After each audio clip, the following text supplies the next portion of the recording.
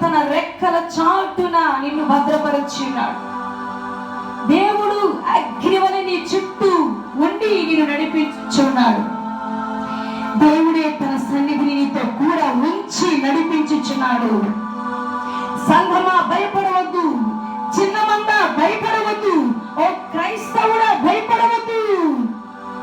ఓ దేవుని చేత ఏర్పాటు చేయబడిన దేవుని ప్రియులారా, బిడ్డలారా, మీరు భయపడవద్దు. దేవుడు తన రెక్కల చాటున మిమ్మల్ని భద్రపరిచున్నాడు. ఆయనే నిశ్చయముగా నిత్యము మిమ్మల్ని కాచి కాపాడి భద్రపరచబోతున్నాడు. ఎప్పటి వరకు అని అంటే నీ బ్రతుకు కాలం అంతా, నీ జీవిత కాలం అంతా కూడా ఆయనే నేను ఆవరించి నీతో కూడా ఉండి నడిపించుచున్నాడు.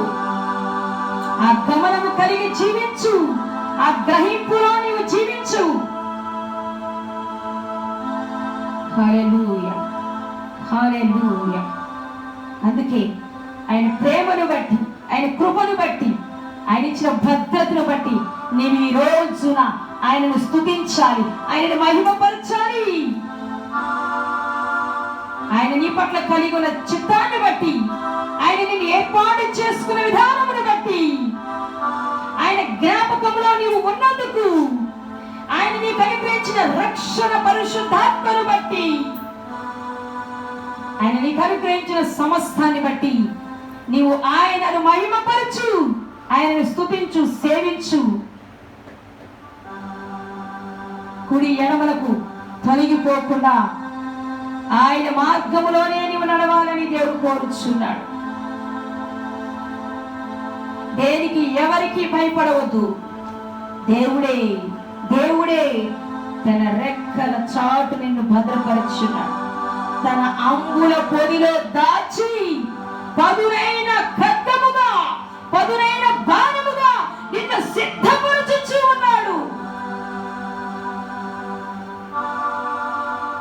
నీ రెక్కల నీడలో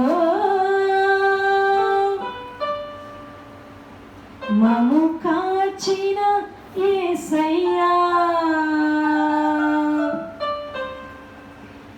నీ అంబుల పొదిలో దాచి